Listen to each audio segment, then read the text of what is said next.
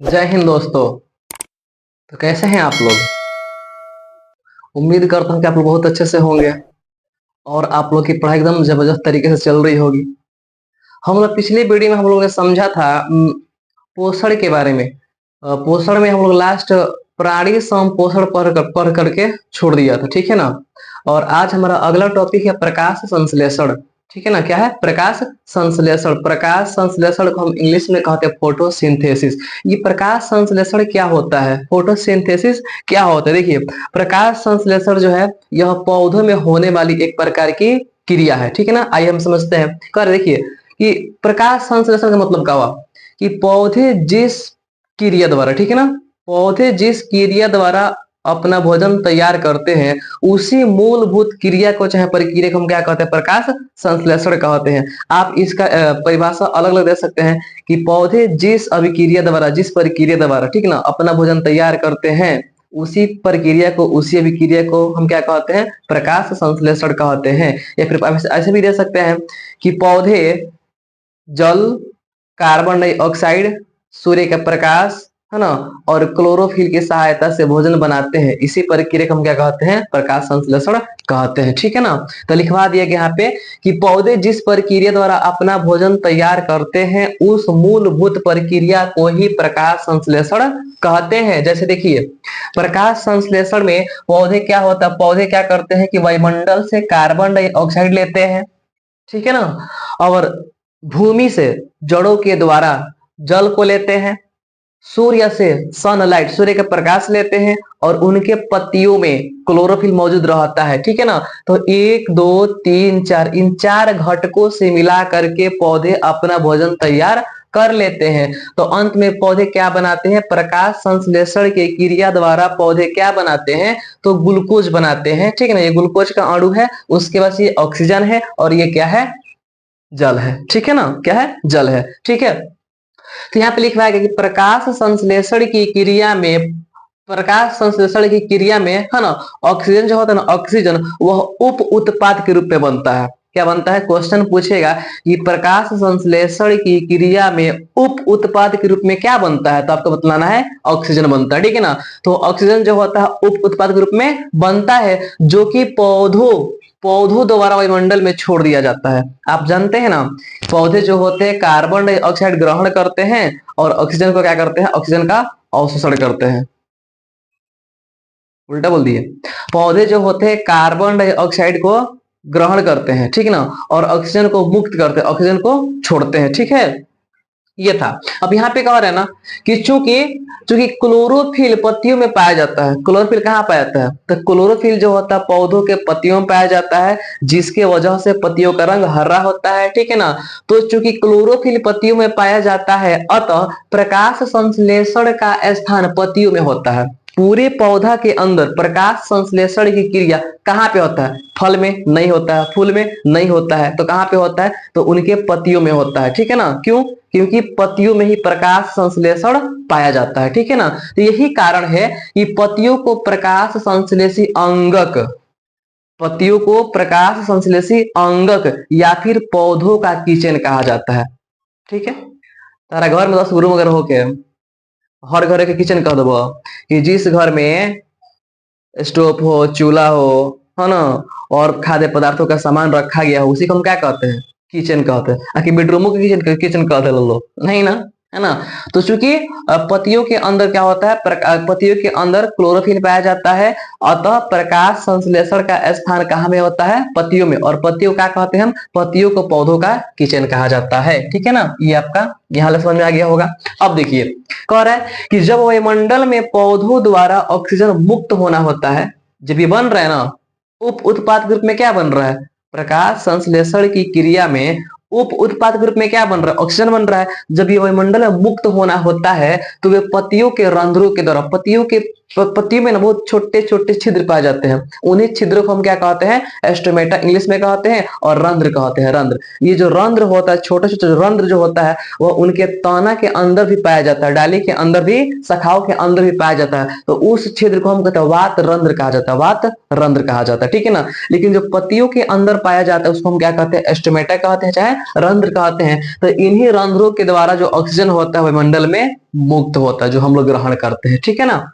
अब यहाँ पे कह रहा है कि पौधे प्रकाश संश्लेषण क्रिया द्वारा कार्बनिक पदार्थ क्या बनाते हैं, तो ग्लूकोज बनाते हैं। बताइए पौधे प्रकाश संश्लेषण करके क्या बनाते हैं, तो पौधे प्रकाश संश्लेषण क्रिया द्वारा क्या बनाते हैं बाबू, ग्लूकोज बनाते हैं। ठीक है ना, क्या बनाते हैं, ग्लूकोज बनाते हैं। ठीक है। अब देखिए कह रहे कि प्रकाश संश्लेषण के लिए आवश्यक घटक, मतलब कि प्रकाश संश्लेषण के लिए क्या क्या चीज चाहिए। ठीक है ना, तो उनके लिए जो क्लोरोफिल चाहिए, क्लोरोफिल जो कि उनके पत्तियों में रहता है। ठीक है ना, कार्बन डाइऑक्साइड चाहिए जो कि वायुमंडल से हम लोग ले लेता है सब। वायुमंडल में कार्बन डाइऑक्साइड की मात्रा कितना है, तो 0.03%, 0.03% इतना वायुमंडल में है। तो कार्बन डाइऑक्साइड पौधे कहां से ले लेता है, सब वायुमंडल से। जल कहां से ले लेता है, सब भूमि से अपने जड़ों के द्वारा सोख लेता है सब ऊपर की तरफ। और चौथा चीज क्या होता है, प्रकाश, सूर्य का प्रकाश। सूर्य का प्रकाश कहां से लेता है सब, तो सूर्य से। कहां से, सूर्य से। तो क्वेश्चन अगर पूछे कि प्रकाश संश्लेषण के लिए किन किन घटकों की, किन किन पदार्थों की आवश्यकता पड़ती है, तो कह दीजिएगा लो, बता दीजिएगा लो कि प्रकाश संश्लेषण के लिए 4 तत्वों की, 4 घटकों की, 4 पदार्थों की आवश्यकता पड़ती है ना। नंबर 1 क्या, क्लोरोफिल हो जाएगा, जल हो जाएगा, कार्बन डाइऑक्साइड हो जाएगा, सूर्य का प्रकाश हो जाएगा। ठीक है ना, ये था। ठीक है, तो आई होप कि इतना समझ में आ गया होगा। कोई दिक्कत, लाइक करो यार, अगर समझ में आ गया होगा तो फटाफट से ना लाइक बटन पे कूद जाइए लो। ठीक है ना। अब यहाँ पे देखिए बाबू मेरे ध्यान दो, कह रहा है कि प्रकाश संश्लेषण की क्रिया में 2 प्रकार की अभिक्रिया होती है। जब पौधे अपना भोजन बना रहे होते हैं, खाना पका रहे होते हैं, ठीक है ना, पका रहे होते हैं, बना रहे होते हैं, तैयार कर रहे होते हैं, तो उनके अंदर 2 प्रकार की अभिक्रिया होती है। ठीक है ना, रिएक्शन 2 प्रकार का होता है। पहला होता है प्रकाशिक अभिक्रिया। क्या होता है, प्रकाशिक अभिक्रिया। देखो आपको पता है, चूंकि आप लोगों को पता है ना कि पौधे जो होते हैं दिन में अपना भोजन तैयार करते हैं। दिन में ही क्यों तैयार करते हैं, तो पौधे अपना भोजन दिन में तैयार इसलिए करते हैं क्योंकि दिन में सूर्य निकला रहता है, और उनको भोजन पकाने के लिए सूर्य के प्रकाश तो चाहिए ही चाहिए, है ना। तो रात के समय सूर्य तुम्हारे मामा लेकर के आएंगे है? नहीं, रात के समय सूर्य नहीं रहता है, इसलिए पौधे जो होता है अपना खाना दिन बनाता है सब। ठीक है ना। अभी देखिए दोपहर है ना कि प्रकाशिक अभिक्रिया, प्रकाश संश्लेषण में ना, प्रकाश संश्लेषण में सूर्य के प्रकाश की आवश्यकता बस एक बार, यानी कि जल के अणु को, यानी कि जो H2O है ना, इसको तोड़ने के लिए किया जाता है। जब प्रकाश संश्लेषण क्रिया होती है ना, तो सूर्य का जो प्रकाश होता है, सूर्य का प्रकाश बस इस जल के अणु को तोड़ता है, ऑक्सीजन में और हाइड्रोजन में तोड़ देता है। बस इतना ही काम है, इतना ही काम के लिए प्रकाश की आवश्यकता पड़ती है। बाकी जितना काम होता है, जैसे ग्लूकोज बनता है, आगे जितना काम होता है वह अप्रकाशिक अभिक्रिया कहलाती है। ठीक है ना। तो यहाँ पे क्वेश्चन पूछेगा कि बताइए कि प्रकाशिक अभिक्रिया क्यों जरूरी है, तो प्रकाशिक अभिक्रिया जल के अणु को तोड़ने के लिए जरूरी है। ठीक है ना। अच्छा है, पूछ दे कि प्रकाशिक अभिक्रिया में क्या होता है, तो प्रकाशिक अभिक्रिया में जल का अपघटन होता है। ठीक है ना। और अप्रकाशिक अभिक्रिया में क्या होता है बाबू, तो अप्रकाशिक अभिक्रिया में ही ग्लूकोज का निर्माण होता है कि पौधे ग्लूकोज बनाते हैं। ठीक है ना, इतना आप लोग का समझ आ गया होगा। देखिए आप लोग को बता दे रहे हैं, पौधे जो होते हैं दिन के समय कार्बन डाइऑक्साइड को अवशोषण करते हैं और ऑक्सीजन को मुक्त करते हैं। ठीक है ना, क्योंकि दिन के समय खाना बना रहे होते हैं, लेकिन रात के समय ये उल्टा हो जाता है। रात के समय पौधे भी क्या करते हैं, ऑक्सीजन लेते हैं और कार्बन डाइऑक्साइड छोड़ते हैं। समझ रहे ना। तो इसीलिए रात को पेड़ पौधों के माने पेड़ों के पास सोने से मना किया गया है। ठीक है ना। मतलब ये थोड़ा हानिकारक बतलाया गया है कि रात के समय पेड़ के पास नहीं सोना चाहिए, क्योंकि वहां से कार्बन डाइऑक्साइड निकलता है जो हमारे लिए क्या है, हानिकारक है। समझ रहे ना। तो आई होप कितना समझ आ गया होगा। और इसका अगर आप लोग लेना चाहते ले लीजिए स्क्रीन शॉट।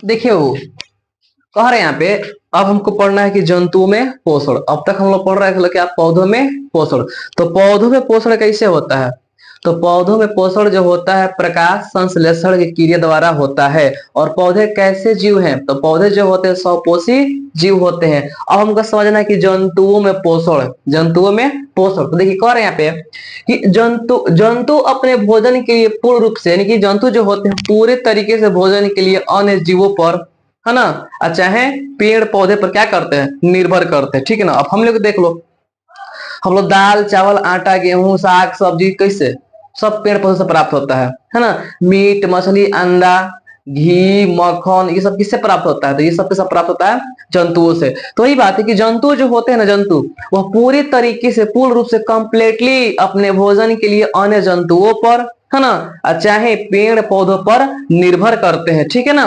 अब कर यहाँ पे देखिए, जो कि इनका मुख्य लक्षण है, जंतुओं का मुख्य मुख्य लक्षण क्या है? अन्य जीवों पर निर्भर रह करके अपना भोजन तैयार करना। ठीक है ना। कह रहा है कि भिन्न भिन्न जंतुओं में, यानी कि अलग अलग जंतुओं में भोजन ग्रहण करने की अलग अलग विधि पाई जाती है। अब इंसान अलगे खाता है, जानवर अलग विधि से भोजन करता है, शाकाहारी जानवर अलग विधि से करता है, मांसाहारी जानवर अलग विधि से करता है। ठीक है ना। यानी कि हर जानवर का, हर जंतु का भोजन ग्रहण करने की अपनी अपनी अलग अलग क्या होती है? विधि होती है। जैसे कि मान लो वो कि जैसे एग्जाम्पल में कहा दिया गया कि एक कोष की जीव, यानी कि एक कोष की जो अमीबा, अमीबा, अब अमीबा एक कोष की जीव है, तो इसमें भोजन ग्रहण करने की विधि क्या होगी?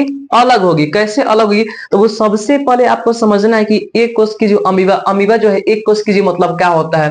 तो जिस देखो, जिन जीवों का शरीर, चाहे जिस जीव का शरीर केवल एक ही कोशिकाओं से मिलके बना होता है, उसे हम कहते हैं एक कोशिकीय जीव कहते हैं। ठीक है ना। जैसे एग्जाम्पल में देख लो, वो ये आपका बुक दिखाई दे रहा है ना, ये क्या दिखाई दे रहा है? आपका बुक दिखाई दे रहा है। तो इस बुक का जो ऊपर वाला कवर जो है, ये ऊपर वाला कवर जो है, ये हर तरफ से देखो, चारों तरफ से कैसा, यानी कि पीला कलर का है, हर तरफ से कैसा? पीला कलर का है। तो आप इसको एक कोशिकीय जीव मान सकते हैं। ठीक है ना। जबकि इसका दूसरा का पेज देखिएगा तो हर जगह अलग अलग क्या है? हर जगह अलग अलग कलर है। तो इसको हम कहेंगे बहुकोशिकीय कहेंगे। ठीक है ना। ये आपका हो जाएगा एक कोशिकीय हो जाएगा, चारों ओर से एक कोशिकाओं से मिलकर बना हुआ है, और ये हर जगह अलग अलग अंग अलग कोशिकाओं से मिलकर बना हुआ है, तो इसको हम कहेंगे बहुकोशिकीय जीव कहते हैं। ठीक है ना। तो अमीबा जो होता है एक कोशिकीय जीव होता है। ठीक है ना। देखिए, यह एक सरल सरल एक कोशिकीय, यह सिंपल, यह एक सरल मृदुजलीय एक कोशिकीय जीव है, जिसका आकार अनिश्चित रहता है। लम्हर फांसी। एक तो ये एक कोशिकीय जीव है, और दूसरा का में इसका आकार अनिश्चित, ये कोनो आकार का नहीं रहता। लग रहा है चंद्रमा का भाई है ये, है चंद्रमा के देखें आप लोग, 15वें दिन तक, 14वें दिन तक अलग अलग आकार का। ठीक है। तो यह इसका आकार कैसा होता है? अनिश्चित होता है। अमीबा का आकार कैसा होता है? अनिश्चित होता है। ठीक है ना। तथा इसमें एक केंद्रक पाई जाती है। अमीबा का हमने फिगर बना दिया है। इसका फिगर बनाना बहुत आसान है। जब इसका कोनो आकार नहीं है तो कुछ बना कर रख दो, बन गया अमीबा। है ना। तो ये अमीबा का फिगर हो गया। यहाँ पे इसमें एक केंद्रक पाया जाता है। ठीक है ना। केंद्रक पाया जाता है। अमीबा में भोजन ग्रहण करने के लिए मुख जैसा, मुख माने कौन चीज? थुथुर जैसा, माने अमीबा में भोजन ग्रहण करने के लिए मुंह जैसा, गोरे गोरे मुखड़ा पे काला काला चश्मा, देखो पढ़ ले, देखो देख ले, मुख। तो मुख जैसा कोई स्थान नहीं होता है। ठीक है ना। यह अपना भोजन शरीर के किसी भी सतह से ग्रहण कर सकता है। अमीबा जो है अपना भोजन अपना शरीर के किसी भी सतह से ग्रहण कर सकता है। ठीक है ना। कर सकता है।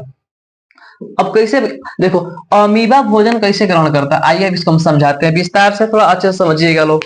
एग्जाम में पूछ देता है कि अमीबा में पोषण की क्रियाविधि का वर्णन करें, लघु चाहे दीर्घ में पूछता है, पूरा 3 से 5 नंबर का। अमीबा में पोषण की क्रियाविधि का वर्णन करें। तो आप लोग जानते हैं कि अमीबा जो होता है वह एक सरल एक कोशिकीय जीव है, जिसमें एक केंद्रक पाया जाता है, और भोजन ग्रहण करने के लिए मुख जैसा कोई स्थान नहीं पाया जाता है। यह अपना भोजन शरीर के किसी भी सतह से ग्रहण कर सकता है। कैसे ग्रहण कर सकता है, आइए देखते हैं। देखिए, ये अमीबा हो गया। जब अमीबा के नजदीक, जब अमीबा भोजन को देखता है ना, अमीबा कहीं देखता है, तो जैसे ही अमीबा को देखेगा ना, तो यह कूटपादों का निर्माण करता है। देखिए इधर हम बना दिए कूटपाद, ही बना दिए हैं, यही तो कूटपाद है। जब अमीबा अमीबा भोजन को देखता है तो ऐसे, मतलब कूटपादों का निर्माण करता है। ठीक है ना। किसका निर्माण करता है? कूटपादों का निर्माण करता है। ठीक है ना। अब वही कूटपाद क्या होते हैं? कूटपाद जो होते हैं ना, ऐसे करके भोजन को चारों ओर से ऐसे घेर लेते हैं। ठीक है ना। अमीबा जब कुटपादों का निर्माण करेगा ना, तो भोजन को चारों तरफ से क्या हो जाएगा? वो ऐसे घेर लेंगे। अब भोजन कहाँ आ जाएगा? बीच में आ जाएगा। भोजन कहाँ आ जाएगा? बीच में आ जाएगा। तो अमीबा जैसे ही कुटपादों का निर्माण करके चारों ओर से भोजन को घेरता है ना, तो उसकी देखो, उसके बीच एक रिक्तिका यानी खाली स्थान टाइप का, है ना, एक रिक्तिका बन जाती है। क्या बनती है? रिक्तिका। तो इसी रिक्तिका को हम कहते हैं भोजन रसधानी कहते हैं। क्या कहते हैं? भोजन रसधानी।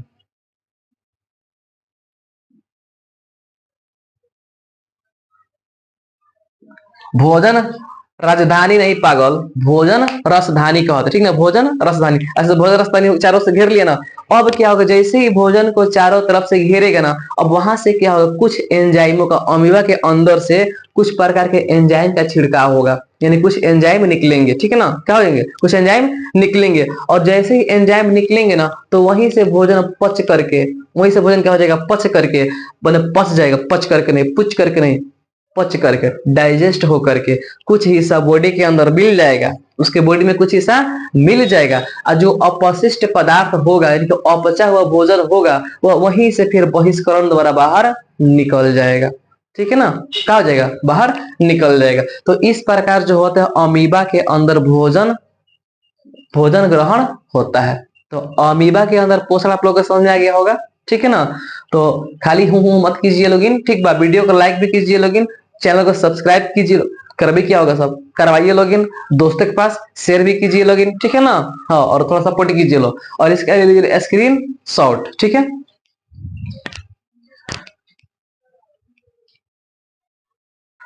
देखिए अगला हमारा एक उसकी जीव है पैरामीशियम। पैरामीशियम, इससे पिछला वाला क्या था, इससे पिछला वाला क्या था, अमीबा था। अब क्या है, पैरामीशियम। कह रहा है कि यह भी अमीबा की तरह एक अमीबा की तरह सरल एक उसकी जीव है। पैरामीशियम जो है, पैरामीशियम भी अमीबा की तरह क्या है, एक उसकी जीव है, परंतु इसमें अंतर क्या है, लेकिन लेकिन इसका आकार निश्चित होता है। अमीबा का आकार निश्चित नहीं होता है, बल्कि पैरामीशियम का आकार निश्चित होता है।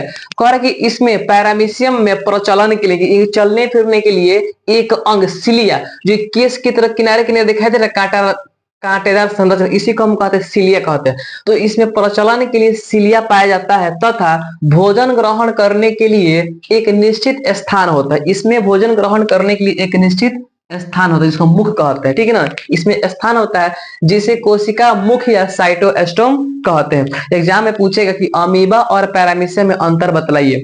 तो अमीबा का आकार निश्चित, अमीबा का आकार अनिश्चित होता है, जबकि पैरामीशियम का आकार निश्चित होता है। दूसरा, अमीबा में सिलिया नहीं पाया जाता है, जबकि देखो अमीबा में प्रचलन के लिए कूटपाद पाया जाता है, जबकि पैरामीशियम में प्रचलन के लिए सिलिया पाया जाता है। तीसरा हो जाएगा कि अमीबा में मुख जैसा कोई स्थान नहीं होता है, जबकि पैरामीशियम में मुख जैसा एक निश्चित स्थान होता है। इतना काफी है, ठीक है। तो आई होप कि इतना समझ में आ गया होगा। अब देखिए, अब करके मनुष्य का पाचन तंत्र, ठीक ना, digestive system of human body. कह रहा है कि आहार, हमारे बॉडी के अंदर का आहार नाल, आहार नाल माने कहते पूरा फूड पाइप, ठीक ना, पूरा फूड पाइप, आहार नाल तथा इससे संबंधित ग्रंथियां, भाई इसके अंदर ग्रंथियां पाई जाती है, ग्रंथियां तथा पाचन क्रिया मिल करके, है ना, पाचन तंत्र का निर्माण करती है। आहार नाल, इससे संबंधित ग्रंथियां तथा पाचन क्रिया मिल करके पाचन तंत्र का निर्माण करती है। पाचन, देखिए पाचन जो होता है, पाचन का मुख्य उद्देश्य क्या है, तो पाचन में क्या होता है भाई, भोजन के पाचन में क्या होता है, तो जटिल खाद्य पदार्थों का सरलीकरण होता है। क्या होता है, सरलीकरण होता है, यानी कि आप ऐसे कह सकते हैं कि जटिल खाद्य पदार्थों को तोड़ना ही पाचन कहलाता है। अब रोटी करने वाला लीजिएगा, मुंह में लीजिएगा, रोटी करने वाला तो घड़े नहीं निकल लीजिएगा, घुट जाइएगा नहीं। आप रोटी करने वाला लिए तो मुंह कूच काज थूर थार कीजिएगा ना, उसको तोड़ रहे हैं ना, यानी कि वही बात है कि जटिल खाद्य पदार्थों का सरलीकरण होता है, ठीक है ना। और पाचन जो होता है वह एक प्रकार का फिजियो केमिकल अभिक्रिया है। फिजियो माने कैसे, कूच काज थूर थार कर रहे हो, कूच रहे हो, चबा रहे हो, दबा रहे हो, है ना। और बाद से उसके अंदर लार्स होना रहा है, ग्रंथि से एंजाइम निकल रही है, ये सब निकल रहे हैं ना, ये सब क्या फिजियो केमिकल अभिक्रिया है, ठीक है ना। पाचन द्वारा क्या होता है, तो पाचन के द्वारा हमें ऊर्जा मिलती है, कार्य करने के लिए ऊर्जा की प्राप्ति होती है, ठीक है ना।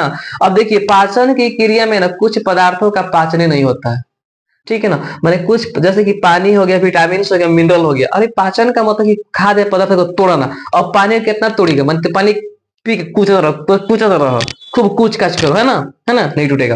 यानी कि कुछ खाद्य पदार्थ जैसे कि पानी, विटामिन, मिनरल, इन सब का पाचन नहीं होता है, ये डायरेक्ट बॉडी में सोख लिए जाते हैं, ऑब्जर्व कर लिए जाते हैं। समझ रहे हैं आप। तो इतना ही आज रहने देते हैं, आगे का क्लास कल हम लोग देखेंगे लोग।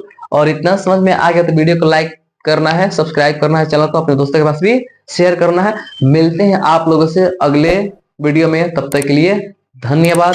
जय हिंद।